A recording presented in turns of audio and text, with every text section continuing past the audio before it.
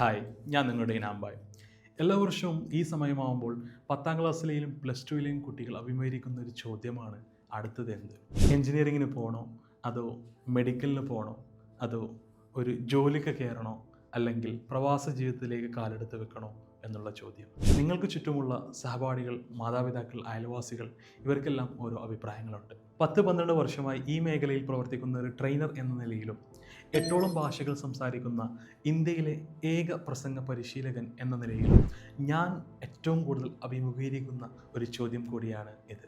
Sir, എൻ്റെ മോൾ plus 2 കഴിഞ്ഞു, അല്ലെങ്കിൽ സർ, എൻ്റെ മോൻ 10ാം ക്ലാസ് കഴിഞ്ഞു, ഇനി എന്താണ്, അവരെ ഏത് കോഴ്സിലേക്കാണ് ചേർക്കേണ്ടത് എന്ന ചോദ്യം ഞാൻ ഒരുപാട് വർഷങ്ങളായി കേട്ടുവരുന്ന ഒരു ചോദ്യം കൂടിയാണ്. ആ ഒരു ചോദ്യത്തിന് ഉത്തരം കണ്ടെത്താനാണ് ഞാൻ ഇന്നത്തെ വീഡിയോ നിങ്ങൾക്കായി സമർപ്പിക്കുന്നത്. ഹായ്, ഞാൻ നിങ്ങളുടെ സ്വന്തം ഇനാംബായ്. ഈ വീഡിയോ ഇഷ്ടപ്പെട്ടാൽ അർഹതപ്പെട്ടവർക്ക് ഈ വീഡിയോ എത്തിക്കുമെന്ന് ഞാൻ പ്രതീക്ഷിക്കുന്നു. ഇപ്പോൾ എനിക്ക് നിങ്ങളോട് പങ്കുവെക്കാനുള്ളത് നിങ്ങൾ കേൾക്കാൻ ആഗ്രഹിക്കാത്ത, ഞാൻ പറയാൻ ആഗ്രഹിക്കുന്ന ഒരു കാര്യമാണ്. ഒരു സത്യം, ഒരു നഗ്ന സത്യം. ഈ സത്യം കേൾക്കേണ്ടത് 10ാം ക്ലാസ്സും പ്ലസ് 2 കഴിഞ്ഞ കുട്ടികളും അവരുടെ മാതാപിതാക്കളുമാണ്. ഇനി കുട്ടികളെ, എനിക്ക് നിങ്ങളോടാണ് പറയാനുള്ളത്, നിങ്ങൾ സൂക്ഷിച്ച് കേൾക്കണം. നിങ്ങൾക്ക് ചുറ്റുമുള്ളവർക്ക് ഒരുപാട് അഭിപ്രായങ്ങളുണ്ടാവും. നിങ്ങളുടെ അച്ഛനും അമ്മക്കും ഒരു അഭിപ്രായം ഉണ്ടാവും, നിങ്ങളുടെ അയൽവാസികൾക്ക് ഒരു അഭിപ്രായം ഉണ്ടാവും, നിങ്ങളുടെ സുഹൃത്തുക്കൾക്ക് ഒരു അഭിപ്രായം ഉണ്ടാവും. നിങ്ങളുടെ അഭിപ്രായം എന്താണ്? ഞാൻ ഒന്നുകൂടെ പറയുന്നു, നിങ്ങൾ ഒരു കരിയർ ചൂസ് ചെയ്യുന്നതിന് മുന്നേ 3 കാര്യങ്ങളാണ് ശ്രദ്ധിക്കേണ്ടത്. 3 കാര്യങ്ങളാണ് നിങ്ങൾ ശ്രദ്ധിക്കേണ്ടത്. നമ്പർ 1, എന്താണ് എനിക്കിഷ്ടം? നിങ്ങളൊരു കരിയർ ചൂസ് ചെയ്യുമ്പോൾ, അല്ലെങ്കിൽ 10ാം ക്ലാസ് അല്ലെങ്കിൽ പ്ലസ് 2വിന് ശേഷം ഒരു ഉപരിപഠനം തിരഞ്ഞെടുക്കുമ്പോൾ, അത് നിങ്ങൾക്ക് ഇഷ്ടപ്പെട്ടതാണോ, അതോ നിങ്ങളുടെ മാതാപിതാക്കൾക്ക് ഇഷ്ടപ്പെട്ടതാണോ, നിങ്ങളുടെ അയൽവാസിക്ക് ഇഷ്ടപ്പെട്ടതാണോ, അല്ലെങ്കിൽ നിങ്ങളുടെ സുഹൃത്തുക്കൾക്ക് ഇഷ്ടപ്പെട്ടതാണോ, അതോ നിങ്ങൾക്ക് ഇഷ്ടപ്പെട്ടതാണോ? നിങ്ങൾ സൂക്ഷിക്കേണ്ട ഒരു കാര്യം, അത് നിങ്ങൾക്ക് ഇഷ്ടപ്പെട്ടതാണെങ്കിൽ മാത്രം അതുകൊണ്ട് മുന്നോട്ട് പോകുക. നമ്പർ 2, നിങ്ങൾ എന്തിലാണ് കേപ്പബിൾ? നിങ്ങൾ 10ാം ക്ലാസ്സും പ്ലസ് 2 കഴിഞ്ഞ് ഉപരിപഠനത്തിന് നിങ്ങൾ എടുക്കുന്ന ഒരു കോഴ്സ്, അത് നിങ്ങൾക്ക് പഠിക്കാൻ കഴിയുന്നതാണോ? ഉദാഹരണം, കൊമേഴ്സ് പഠിച്ച ഒരു വ്യക്തിക്ക് സയൻസ് പഠിക്കാൻ വളരെ ബുദ്ധിമുട്ടായിരിക്കും. അതേ നേരം തന്നെ സയൻസിൽ തന്നെ ബയോളജി പഠിച്ച ഒരു വ്യക്തിക്ക് കമ്പ്യൂട്ടർ സയൻസ് പഠിക്കാൻ വളരെ ബുദ്ധിമുട്ടായിരിക്കും. ജീവിതകാലം മൊത്തം സയൻസിനോട് ഇൻട്രസ്റ്റ് ഉള്ള ഒരു വ്യക്തി പെട്ടെന്ന് ഒരു MBA അല്ലെങ്കിൽ അക്കൗണ്ട് റിലേറ്റഡ് ആയിട്ടുള്ള ഒരു കോഴ്സ് ചെയ്യുമ്പോൾ അതിൻ്റെതായ ബുദ്ധിമുട്ട് അദ്ദേഹത്തിന് ഒരുപാട് നേരിടേണ്ടി വരും. ഉയർന്ന ഫീസ് കൊടുത്ത് പഠിച്ചാൽ ഉയർന്ന ശമ്പളം നേടാമെന്ന വ്യാമോഹം ആർക്കും വേണ്ട. സ്കിൽസ് ഉള്ളവർക്ക് മാത്രമാണ് നല്ല ജോലികൾ കിട്ടുക. അതുകൊണ്ട് തന്നെ നിങ്ങൾ എടുക്കുന്ന കോഴ്സ് നിങ്ങൾ ഇഷ്ടപ്പെട്ടാണ് എടുക്കുന്നത്, അതോ നിങ്ങളുടെ ചുറ്റുമുള്ളവരുടെ സമ്മർദ്ദം മൂലമാണോ എടുക്കുന്നത് എന്ന് നിങ്ങൾ സ്വയം വിലയിരുത്തുക. നിങ്ങളുടെ മനസ്സ് നിങ്ങളോട് പറയുകയാണ് ഈ കോഴ്സ് എടുത്താൽ എൻ്റെ ഭാവി സുരക്ഷിതമായിരിക്കുമെന്ന്.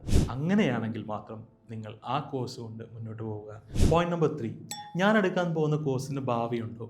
നിങ്ങളൊരു ഡോക്ടർ ആവാനാണ് ഉദ്ദേശിക്കുന്നതെങ്കിൽ ഡോക്ടേഴ്സിൻ്റെ ഭാവി സുരക്ഷിതമാണ്.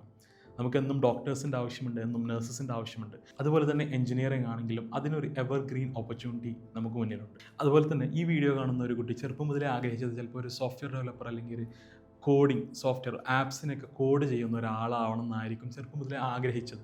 അപ്പോൾ 2025 സ്ഥിതി എന്താണ്? ഡീപ്സീക്ക് AI അല്ലെങ്കിൽ ഗൂഗിളിലെ ജെമിനി പോലുള്ള സോഫ്റ്റ്വെയർസ് കടന്നു വന്നതിന് ശേഷം ഇന്ന് ഒരു 6 വയസ്സുകാരനും വളരെ സുലഭമായി കോഡിംഗ് ചെയ്യാവുന്നതാണ്. ഇന്ന് ഒരു 6 വയസ്സുകാരന് സ്വന്തം വീട്ടിലിരുന്നു കൊണ്ട് വളരെ അനായാസമായി അദ്ദേഹത്തിന് ഇഷ്ടപ്പെട്ട ഒരു ഗെയിം അല്ലെങ്കിൽ അദ്ദേഹത്തിന് ഇഷ്ടപ്പെട്ട ഒരു സോഫ്റ്റ്വെയർ അദ്ദേഹത്തിൻ്റെ വീട്ടിലിരുന്നു കൊണ്ട് ഡെവലപ്പ് ചെയ്യാനുള്ള ഒരു സിറ്റുവേഷനാണ് നമ്മുടെ ഈ സോഫ്റ്റ്വെയർസ് ഒരുക്കിക്കൊണ്ടിരിക്കുന്നത്. അതുകൊണ്ട് തന്നെ നിങ്ങൾ എടുക്കാൻ പോകുന്ന കോഴ്സ് ഫ്യൂച്ചർ പ്രൂഫ് ആണോ എന്ന് നിങ്ങൾ പഠിക്കേണ്ട ഒരു ആവശ്യം കൂടെ അവിടെയുണ്ട്. അപ്പോൾ ഞാൻ പറഞ്ഞ 3 കാര്യങ്ങൾ മറക്കണ്ട. നമ്പർ 1, എന്താണ് എനിക്കിഷ്ടം? എന്താണ് നിങ്ങൾക്കിഷ്ടം? എന്തിലാണ് നിങ്ങൾ കേപ്പബിൾ? നമ്പർ 2, എന്തിലാണ് നിങ്ങൾ കേപ്പബിൾ? നിങ്ങൾക്ക് എന്താണ് ഇഷ്ടം? നിങ്ങളെക്കൊണ്ട് അത് ചെയ്യാൻ പറ്റുമോ? നമ്പർ 3, നിങ്ങൾ എടുക്കാൻ പോകുന്ന കോഴ്സ് ഫ്യൂച്ചർ പ്രൂഫ് ആണോ? നിങ്ങൾ എടുക്കാൻ പോകുന്ന കോഴ്സിന് ഫ്യൂച്ചറിൽ വാല്യൂ ഉണ്ടോ? ഈ 3 കാര്യങ്ങൾ നല്ല കൃത്യമായി പഠിച്ചതിന് ശേഷം മാത്രം നിങ്ങൾ ഒരു കോഴ്സ് തിരഞ്ഞെടുക്കുക. നിങ്ങളുടെ മാതാപിതാക്കളുടെ സമ്മർദ്ദം മൂലം, അല്ലെങ്കിൽ നിങ്ങളുടെ അയൽവാസികളുടെ സമ്മർദ്ദം മൂലം, അല്ലെങ്കിൽ നിങ്ങളുടെ സുഹൃത്തുക്കളുടെ സമ്മർദ്ദം മൂലം ഏതെങ്കിലും ഒരു കോഴ്സ് എടുത്തിട്ട് ഏതെങ്കിലും ഒരു ജോലിക്ക് പോകാനാണ് നിങ്ങൾ ആഗ്രഹിക്കുന്നതെങ്കിൽ നിങ്ങളുടെ ഭാവി വളരെ പ്രയാസത്തിലായിരിക്കും. നമ്മുടെ രാജ്യത്തിൽ ഇന്നത്തെ സമ്പദ് വ്യവസ്ഥയും വളർന്നു വരുന്ന തൊഴിലില്ലായ്മയും വെച്ച് നോക്കുമ്പോൾ നിങ്ങൾ ഇന്ന് ഒരു ശരിയായ കോഴ്സ് അല്ലെങ്കിൽ ശരിയായ ഒരു ദിശ തിരഞ്ഞെടുത്തില്ലെങ്കിൽ ഭാവിയിൽ ഒരുപാട് ബുദ്ധിമുട്ടേണ്ടി വരും. ഇന്ന് MNCs അല്ലെങ്കിൽ മൾട്ടിനാഷണൽ കമ്പനീസ് ഹാർഡ് സ്കിൽസിനെക്കാളും കൂടുതൽ പ്രാധാന്യം നൽകുന്നത് സോഫ്റ്റ് സ്കിൽസിനാണ്. എന്താണ് ഹാർഡ് സ്കിൽസ്, എന്താണ് സോഫ്റ്റ് സ്കിൽസ്, നമുക്ക് അടുത്ത വീഡിയോയിൽ പരിചയപ്പെടാം. അതുവരെ ഞാൻ നിങ്ങളുടെ സ്വന്തം ഇനാംബായ്. വീഡിയോ സബ്സ്ക്രൈബ് ചെയ്യാൻ മറക്കല്ലേ. ടാറ്റ.